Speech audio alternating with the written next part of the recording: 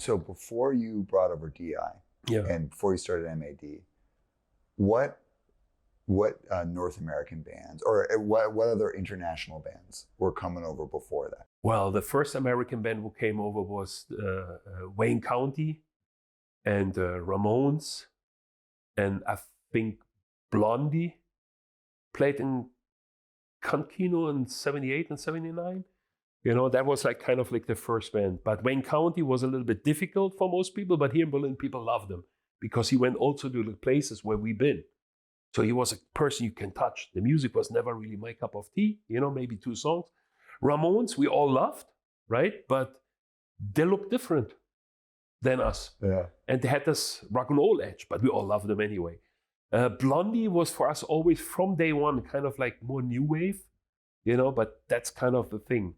And then after them, in the 80s, Dead Kennedys, they brought Minutemen with them. And really quick afterwards, Black Flag, Bad Brains. The guy I mentioned before, Carl, he was the guy who brought first over the all-American bands. He licensed them here. After he did the squad shows, he professionalized them too. So he was before us with a professional view and started a record label to be the biggest punk label till now for German punk rock. When he found that as a one-way. What was the label? Aggressive Rack Production. And then he basically brought, as a next wave for him, like Peter Test Tube Babies, Exploited, English Dogs. When these bands also played metal, he said like, he went to America and he signed Huskadu, Black Flag, Necros, Meatman, etc., and brought all the bands over. Always wanted to sign Bad Brains, but it didn't work. But he did the first tour, And then these bands all want to be metal or indie. He stopped and he started to do metal. And then he turned to one of the big metal labels in the world. Amazing. It was Halloween Creator, whatever they called, Celtic Frost, whatever. So when you started doing this and you did DI that first tour, yeah. This is going to be obvious for anyone of a certain punk background, but it's like, this was like the Wild West, basically. Like there was no 100%. rules. For Americans, you have to understand, we are not speaking the same language. And there's no European Union. No European Union, we didn't speak the same language. We had no cell phones, no computers. You know what I mean? So that means like you call up somebody in Italy, in Bologna, the political side was working.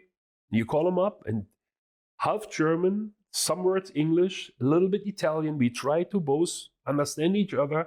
We have this band, that kind of like this. We have DI. Oh, see, DI, California. Grazie. They said, yeah, and 19th January. Okay, 19th January. Okay. And then he said, all right, 1,500 euros, a D-mark, And then he's like, what is this? And then you have to find out that, normally we have like a calculator, So lira, 10,500 million lira, whatever, And he said, oh, okay, no problem. Food and accommodation. Poof, show's booked. No contract, no sign, no anything. And then you get a letter from them with like a card. They photocopy the map, give you like a little inscription and like the address, what we call now these days writers. You just get the letters from everybody. Mostly the photocopies you can throw away because bad copy machines back in the days, everybody who grew up at that time knows you have a lot of photocopies where you didn't see anything afterwards anymore, right? And when they make it marker on it, it's like they maybe know where they're driving, but not you. Right. So we bought also like, I think, million of like, cards from all over, from Italy, from the roads, from cities, with a huge box with all the, from each big city. I mean, it's mostly the same cities we worked, right? So we have like a huge box when it all was end at one time, was like the city maps from Bologna, Rome, Milano, Paris, Marseille, because we always had to buy them. And we always asked the bands afterwards, please don't throw it away, give it to us for the next band, right? So we always had to look on the box, like which tour we do, which city, and then we give all the maps, So it was a Wild West, no question. Because also, this is how we booked it. But if you got there was a culture shock. I mean, Americans, for example, at that time, mid-80s, the most bands were Americans who start touring here. They eat breakfast, proper breakfast. Canadians probably too. Scrambled eggs, whatever. Italians don't eat breakfast. You get an espresso, and if you have luck, a croissant. So now you have the Americans in the morning coming down, you know, when they slept there. Where's the breakfast? Oh, right there. There's coffee. Something to eat. Eat? What do you want to eat? The breakfast, you know? And so some Americans been like, these people want to fuck us. Yeah. You know what I mean?